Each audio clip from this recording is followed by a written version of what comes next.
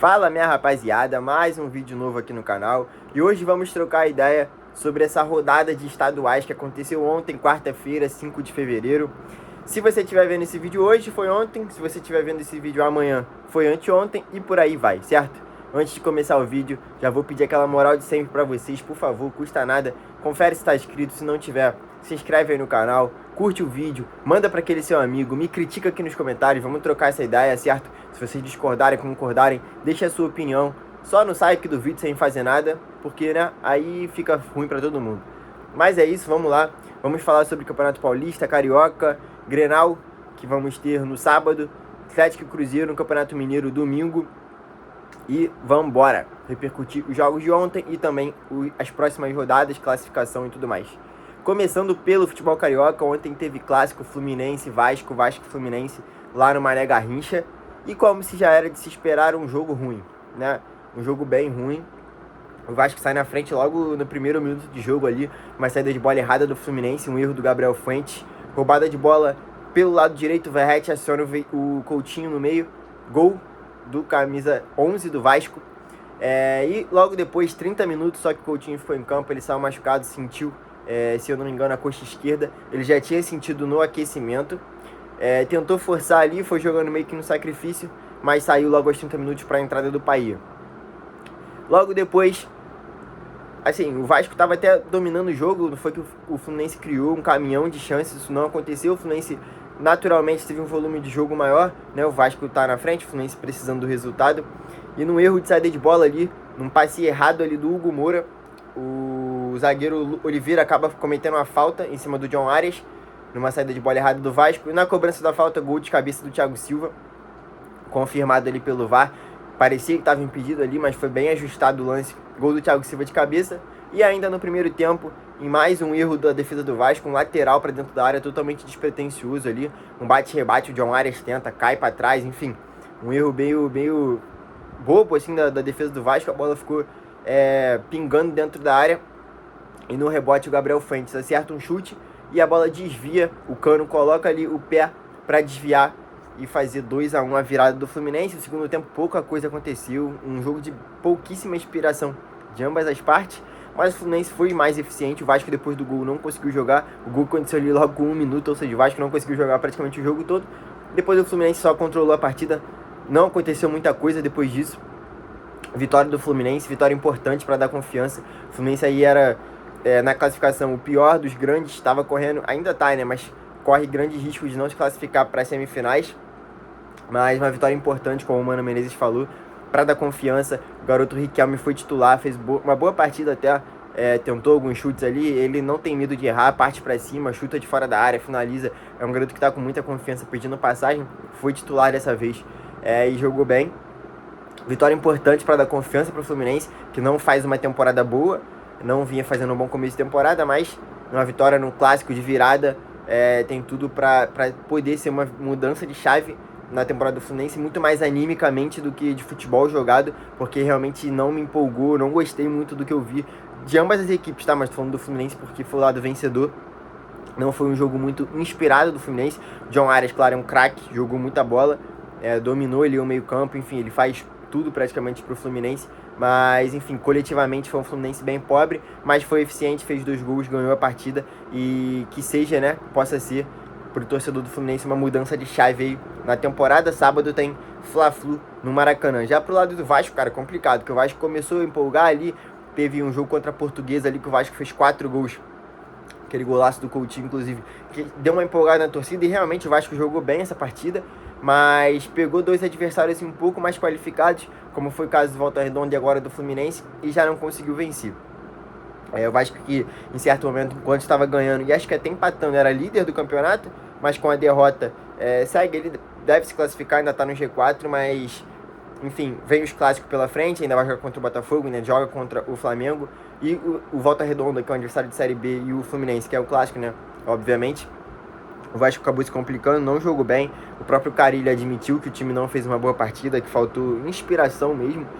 Além de coletivamente o Vasco não ter feito uma boa partida, os jogadores muito abaixo. Como eu falei, no lance do primeiro gol, um passe totalmente errado ali do Hugo Moura. Ele dá uma tijolada assim pro Oliveira, que domina mal. e tem que fazer a falta que sai o gol do Fluminense. E o lateral que origina o segundo gol do Fluminense também é um momento ali que o Oliveira se embola com a bola ali, se enrola, tem que jogar a bola para fora, e na cobrança de lateral mais uma batida de cabeça da defesa do Vasco dentro da área ali. Não dá para tomar um gol de lateral, ainda mais quando a bola quica dentro da sua própria área algumas vezes. O Oliveira, que já tinha falhado também na partida contra o Volta Redonda, um zagueiro que tem se mostrado cada vez mais deficiente, assim, claro, que é um início de temporada e está se adaptando e tudo mais. E o Maurício Lemos chegou agora no Vasco, né? Deve ser titular nessa defesa. Mas é isso. Jogo ruim de ambas as partes, melhor pro Fluminense, claro que venceu o jogo, pode ganhar confiança. E como eu falei, sábado tem... É sábado? Acho que o jogo é sábado, né? Tem Fla-Flu, no Maracanã. Fluminense e Flamengo. Flamengo que goleou a Portuguesa por 4-0 lá no Parque do Sabiá, em Uberlândia, com um time alternativo, assim, tinha alguns jogadores titulares, o Arrascaeta começou jogando. Quem mais, eu acho? Acho que só, né? Não tô lembrando agora de cabeça. Jogou... O Luiz Araújo foi titular também, não sei até que ponto ele é titular desse time. Enfim, um Flamengo que vem se mostrando um elenco bem forte. O Felipe Luiz mesmo na coletiva falou que é aquela dor de cabeça boa pro treinador. Não tem muito o que falar do jogo, é isso. Vitória bem incontestável do Flamengo, o time jogou bem. O Juninho marcou seu primeiro gol, importante para ganhar confiança, tirar esse piso assim, do centroavante que tem que marcar. O Luiz Araújo marcou, a Arrascaeta marcou, o menino Wallace Ian marcou o quarto gol. Então assim, foi 5-0? Foi 5, né? Teve o gol do Matheus Gonçalves também. 5-0. Então é um Flamengo que tem mostrado ser um elenco muito forte, jogadores brigando pela vaga, como o próprio Felipe Luiz falou, dor de cabeça boa para ele. Tudo indica que, obviamente, o Flamengo deve ir com o time principal no sábado no Fla-Flu, e vai ser interessante, né? Medir até que ponto essa vitória contra o Vasco pode ser uma mudança de chave para a temporada do Fluminense, e como esse Flamengo que vem embalado, o título da Supercopa em cima do Botafogo, uma goleada agora com o time alternativo. É um começo de temporada muito bom do Flamengo, do Felipe Luiz. Então deve ser um jogo interessante, principalmente pelo enredo, por ser de volta um clássico no Maracanã. Enfim, tem tudo para ser um jogo interessante aí no sábado. Vamos falar agora de Campeonato Paulista, porque o Santos jogou contra o Botafogo de São Paulo e o Neymar reestreou com a camisa do Peixe. Eu soltei uns vídeos lá, tanto no TikTok quanto no Instagram, falando um pouco mais especificamente sobre o Neymar, sobre o Santos, enfim, sobre essa partida. Mas aqui, de modo geral, eu vou tentar resumir, porque, né, para não ficar repetitivo do que eu já falei lá. Boa reestreia do Neymar, jogou o segundo tempo todo, jogou ali 51, 52 minutos, entrou no intervalo e foi até o final da partida. Se movimentou, buscou bola no pé do zagueiro, tentou driblar, chutou pro gol, teve finalização, quase fez um golaço ali de perna esquerda, chutando da meia-lua, o goleiro fez uma defesaça. Depois teve uma outra tabela com o Tiquinho, um ótimo pivô do Tiquinho Soares, escorou pro Neymar, ele chegou batendo, acabou isolando. Algum outro chute travado ali numa jogada do Guilherme pela esquerda também. Enfim, é um Santos que funcionou bem até ofensivamente, eu digo mais das peças individual, acho que eles se entenderam muito bem. Neymar, Guilherme, Soteldo e Tiquinho, eu acho que esse quarteto assim, se encaixar, tem tudo para funcionar, ainda mais pelo fato de que ontem os jogadores realmente se dedicaram para o Neymar. Assim, você viu o Soteldo dando pique aos 40 do segundo tempo, dando pique para acompanhar a lateral, dando pique para trás para marcar, coisa que não é comum do Soteldo.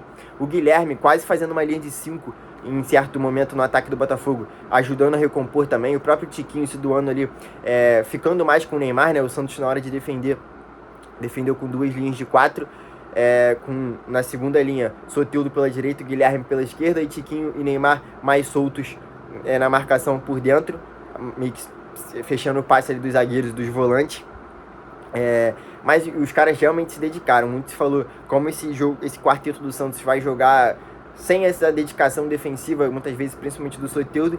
Mas ontem, pelo menos no segundo tempo, depois que o Neymar entrou, ele se dedicou, correu para trás, marcou e tentou. Então, assim, se isso realmente for uma tônica pro resto da temporada, eu acho que pode sim os dois jogarem juntos. Jogou Rincon e Pituca como uma dupla de volantes, que eu gosto, são dois jogadores marcadores que também tem esse passe essa saída de jogo. Já tem o Zé Rafael chegando aí, tem que ver como é que vai estar em questão física mesmo, ele vai passar por uma cirurgia aparentemente.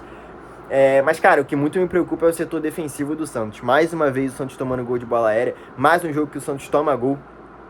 Não foi ofensivamente um jogo brilhante do Santos, realmente não foi. O Santos jogou acho que 20 ou 30 minutos com um jogador a mais na segunda etapa. O lateral do Botafogo foi expulso. E assim, você não via esse jogador a mais dentro de campo. Sim, se alguém ligasse a TV depois da expulsão, não dava para você detectar que o Santos estava com um jogador a mais. Não usufruiu, né, dessa vantagem. O Guilherme jogou bem pela esquerda, impressionante a influência que o Guilherme está tendo nesse jogo, nesse time do Santos. Se entendeu bem com o Neymar caiu ali por dentro, flutuando ali atrás do Tiquinho, mas caindo muito pela esquerda também. Eles se entenderam muito bem. O Guilherme perde um gol no finalzinho do jogo, inclusive, depois já estava 1-1, num excelente pivô do Tiquinho. O Guilherme podia ter rolado para trás, podia ter rolado para o meio, ele tentou bater direto e isolou, mas funcionou. Eu acho que pode funcionar ofensivamente. É um quarteto que me interessa ver. Eu gosto muito do futebol do Soteldo. O Guilherme faz uma temporada incrível. O Tiquinho Soares é um camisa 9 bem diferenciado para o futebol brasileiro. E o Neymar nem precisa falar, mas o Neymar próprio se surpreendeu, falou que ele esperava correr bem menos do que ele correu. Então, o Neymar, claro, precisa pegar ritmo de jogo, entrosamento com os companheiros e tudo mais, mas foram 52 minutos, né, bem interessante do Neymar, mas defensivamente o time do Santos precisa se qualificar. Nas laterais, o Léo Godoy pela direita é um jogador bem limitado tecnicamente, o Escobar também bem limitado tecnicamente pelo lado esquerdo. Eu gosto bastante do JP Sherman, lateral da base do Santos, lateral direito. Eu acho que ele deve ganhar mais oportunidades na vaga do Godoy. Mas, assim, é um problema que o Pedro Caixinha precisa resolver. O Guilherme tem resolvido muitos jogos para o Santos ofensivamente, mas coletivamente na parte defensiva o Santos tem sofrido demais, tomou mais um gol de bola aérea. Era um jogo que estava controlado. Não vou falar também que o Botafogo criou um caminhão de chance, que o Santos cedeu 1 milhão de chances para o Botafogo. Não foi. Mais um jogo que estava ali controlado. Depois que o Neymar entrou, o Santos atacou bastante, inclusive com o Neymar. Não dava a impressão de que o Santos estava sendo ameaçado. Numa desatenção saiu o escanteio e tomaram o gol de bola aérea do Alexandre Jesus, que inclusive comemorou igual o Neymar, né? Legal, gostei da personalidade. Mas é isso, eu acho que é um Santos que pode funcionar muito bem ofensivamente, principalmente com esse quarteto se encaixar e tiver esse equilíbrio como time. Tem tudo para dar certo, mas precisa se reforçar defensivamente, porque o início de temporada do Santos é bem ruim. E hoje, né, tem derby, Corinthians e Palmeiras.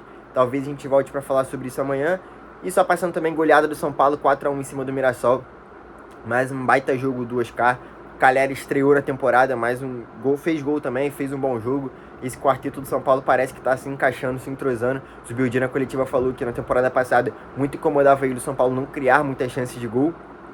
Isso tem acontecido, o São Paulo está criando bastante, Oscar, Lucas Moura, Calera e Luciano. Enfim, é um time que vai criando uma cara e pode dar muito trabalho no futebol brasileiro, tá jogando bem. Assim, o Mirassol criou uma outra oportunidade, mas também não ameaçou muito o São Paulo, a vitória foi bem tranquila. Tá chegando agora, foi apresentado hoje o Wendel, lateral esquerdo, que estava no Porto, chegou a ser convocado para a Seleção Brasileira agora recentemente, convocado pelo São Paulo. Perdão.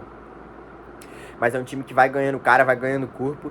E é um São Paulo que eu acho que vai dar muito trabalho e pode buscar coisas grandes nesse ano de 2025. Vamos falar agora de Campeonato Gaúcho. Sábado tem Grenal. E aí é para parar o Brasil, como sempre, um grande clássico. Ontem os dois times jogaram, o Inter. Os dois times com equipes alternativas, né? Se poupando aí pro clássico de sábado. O Inter venceu o Brasil de Pelotas por 3-0 lá no Beira-Rio. Vitória tranquila, protocolar. Bom pro Roger testar novas peças. Vitinho fez o primeiro gol que veio do Bragantino. O Carboneiro é um jogador muito bom, colombiano. Muito rápido, jogou ali como 10. O Wanderson também fez uma boa partida, com o Ener Valencia como 9. Então são jogadores que estão tentando buscar seu espaço ali no time principal, no time titular. Foi uma boa partida do Inter, não sofreu praticamente nenhum tipo de perigo, criou algumas boas chances. Jogadores que precisam ganhar espaço marcaram para ganhar confiança. Ótima partida do Inter, chega com moral para cima do Grêmio no sábado. O Inter que vinha sofrendo muito para criar grandes chances de gol com o time principal até.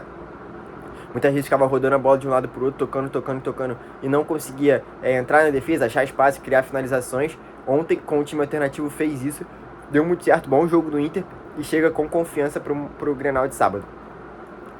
Já o Grêmio foi com o time alternativo também lá no Alfredo Jaconi e perdeu para o Juventude por 2-0. Partidaça do Enio do Juventude, Jean Carlos também do Juventude acabou com o jogo.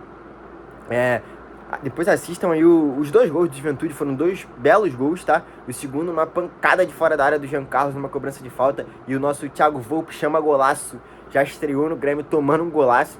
Eu acho que ele poderia ter ido até melhor no lance, mas assim, é uma realmente pancada do Jean Carlos. A bola bate no travessão aí no golaço. E o N faz uma jogadaça. No primeiro tempo, pelo lado direito, ele já tinha ido muito bem. Ele troca de lado no segundo tempo, no lado esquerdo, pra cima do lateral João Lucas do Grêmio. Faz uma jogadaça também e acaba no primeiro gol do Juventude, gol do Batalha. Mas sobre o Grêmio, time alternativo, acho que não achei que o Grêmio jogou mal. O Arias, o atacante do Grêmio, teve algumas chances para marcar. O Monsalve perde um gol inacreditável também no primeiro tempo. O Arias perde mais 2 oportunidades no primeiro, mais uma oportunidade no segundo tempo. O Grêmio criou, funcionou ofensivamente com o time alternativo. E assim, cara, perdeu o jogo. O Juventude é uma equipe qualificada, claro. É muito diferente do Brasil de Pelotas, por exemplo, que o Inter enfrentou. Mas o Gustavo Quinteiros, treinador do Grêmio, falou que ficou satisfeito com a atuação da equipe, citou as chances perdidas também na coletiva. E falou que o Grêmio vai ter um time bem mais intenso pro Grenal de sábado. E, obviamente, a gente sabe, né? Ninguém espera o contrário disso. O Cristaldo foi poupado, por exemplo. Vila Sante foi poupado. Algumas outras peças. Agora eu não tô lembrando de cabeça. Mas, enfim, o Grêmio foi pro time alternativo. Perdeu pro Juventude. Mas sábado tem Grenal. E com certeza vai ser um jogaço. Pra fechar aqui o Campeonato Mineiro, o Cruzeiro empatou com o América 1-1. Também não achei um jogo ruim do Cruzeiro, não. O Cruzeiro que depois da demissão do Fernando Diniz, 3 jogos, 2 vitórias e um empate, agora salvou essa invencibilidade. O Matheus Mendes, goleiro do América Mineiro, foi um dos destaques da partida, fez umas boas defesas. O goleirão, o ex-Atlético, né? O Cruzeiro achou ali um gol de empate no finalzinho, cruzamento do William. Belo gol de cabeça ali do Bolázia. Acho que o Cruzeiro jogou bem, também não teve algumas chances ali. O América teve uma boa defesa do Cássio no cara a cara na segunda etapa. Mas, assim, acho que nada a se preocupar, esse empate também. E o jogo de domingo contra o Atlético, o clássico, ganha contornos dramáticos, porque o Cruzeiro pode eliminar o Atlético do campeonato. Se eu não me engano, são 18 anos seguidos que o Atlético chega pelo menos nas semifinais do Campeonato Mineiro e está correndo o risco de ser eliminado. Isso porque precisa, sim, de uma combinação de resultados. Tem 3 equipes que precisam ganhar. Se eu não me engano, é o Betim, Tombense e Atlético, se eu não me engano. América. Acho que é Betim, América e Atlético. Se essas 3 equipes vencerem e o Atlético Mineiro não ganhar do Cruzeiro, o Atlético está eliminado do Campeonato Mineiro na primeira fase, sem se classificar para as semifinais. E o Cruzeiro pode ter sua parcela nisso. Mas, assim, é improvável que as 3 equipes vençam agora, mas o Atlético está correndo riscos reais de não se classificar. Mas vamos ter esse clássico aí também no domingo. Leonardo Jardim, confesso que não sei quando chega, mas o auxiliar, o técnico interino do Cruzeiro ontem já falou que tem mantido conversas com o Leonardo Jardim há pelo menos 2 semanas, que essa transição vai ser feita com bastante paciência, com bastante calma, sabe que ele tá vindo do exterior, que ele tem que pegar, conhecer o elenco, pegar todo o ritmo de futebol brasileiro. Enfim, eu comentei lá também no vídeo do TikTok como eu acho interessante a contratação do Leonardo Jardim, mas precisa desse tempo de adaptação, claro. Mas vamos ver esse clássico aí também, vamos ter um termômetro melhor de ambas as equipes. O Atlético não vem numa boa fase, o Cruzeiro, enfim, teve um começo conturbado, agora parece que está encaixando mais, enfim. É isso. Acho que passamos aqui pelos principais pontos que eu queria falar para vocês.